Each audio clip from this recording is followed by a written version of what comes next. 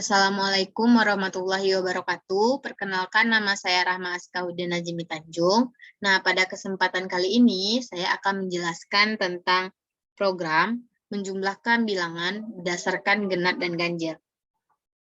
Jika dua bilangan genap kita jumlahkan dan hasilnya genap, maka kita akan mencetak kalimat ya. Akan tetapi, jika hasil penjumlahan dua bilangan genap tadi adalah ganjil, maka kita akan mencetak tidak ke layar. Akan tetapi, jika dua bilangan yang kita inputkan merupakan bilangan ganjil, dan setelah kita jumlahkan, hasilnya adalah genap, maka kita akan mencetak ya ke layar. Akan tetapi, jika hasil penjumlahan dua bilangan ganjil tadi merupakan bilangan ganjil, maka kita akan mencetak tidak ke layar. Selanjutnya, jika dua bilangan tersebut merupakan bilangan ganjil dan genap, dan kedua bilangan tersebut kita jumlahkan, menghasilkan bilangan genap, maka kita akan mencetak ya ke layar. Sedangkan jika bilangan tersebut menghasilkan bilangan ganjil, maka kita akan mencetak bilangan kalimat tidak ke layar. Nah, gimana sih bentuk programnya?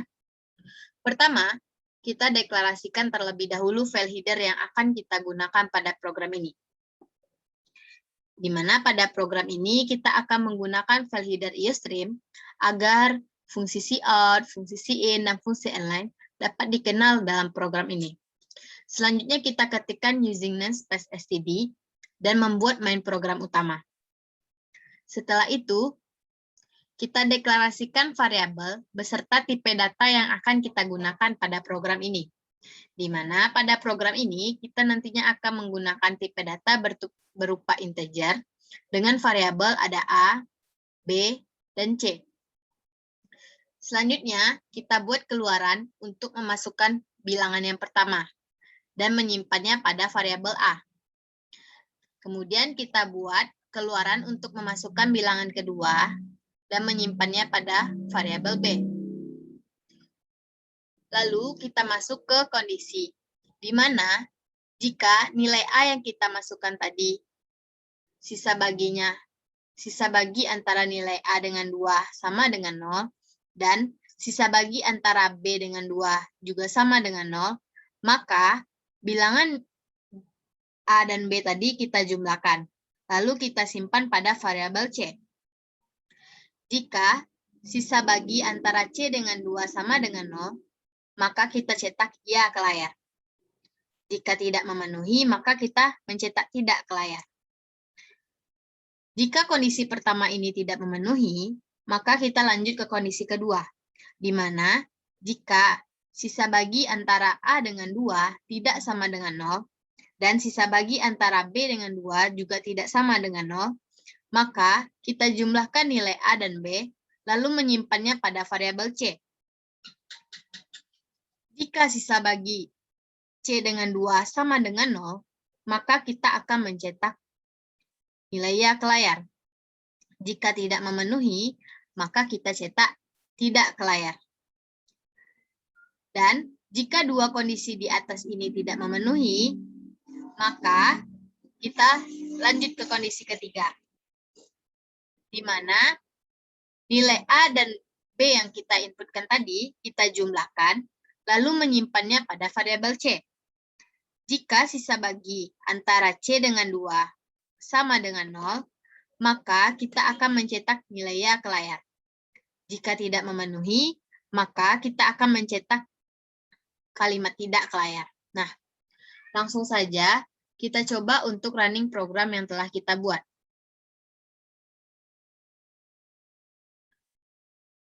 Nah, kita coba untuk memasukkan bilangan pertamanya 2, dan bilangan keduanya itu 4. Maka kalau dijumlahkan hasilnya kan 6. Karena 6 itu merupakan bilangan genap, berarti nanti yang dicetak ke layar adalah ya. Mari kita lihat. Nah, benar bahwa yang dicetak ke layar itu ya, karena 2 ditambah 4 itu adalah bilangan genap. Nah, bagaimana sih bentuk jalannya program yang telah kita buat ini? Tadi kita masukkan bahwa nilai A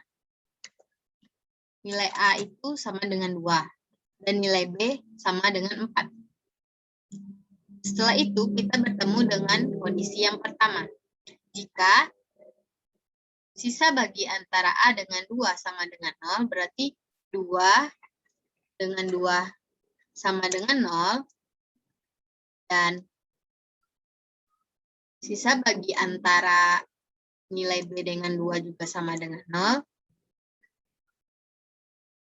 berarti nilai B kita kan 4.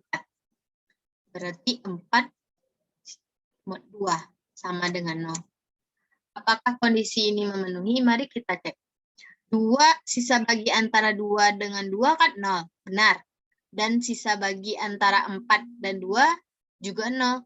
Maka kondisi pertama ini memenuhi.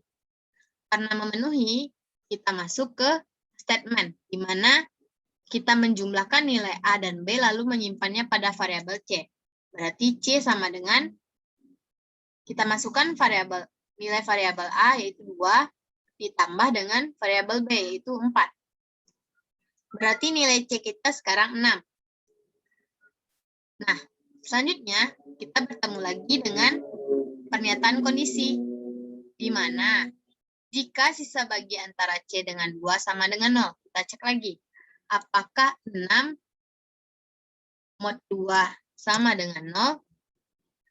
Karena sisa bagi antara 6 dan 2 itu sama dengan 0, maka kondisi ini benar.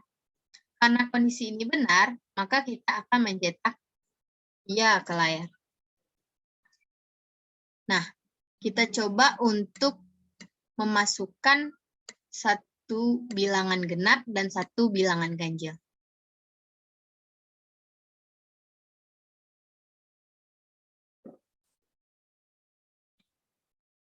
Nah, kita coba masukkan misalnya bilangan pertamanya 2 dan bilangan keduanya itu 3.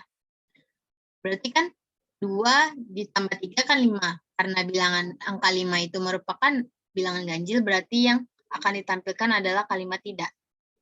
Nah, benar. Kalimat tidak yang ditampilkan. Nah, bagaimana bentuk jalannya program ini?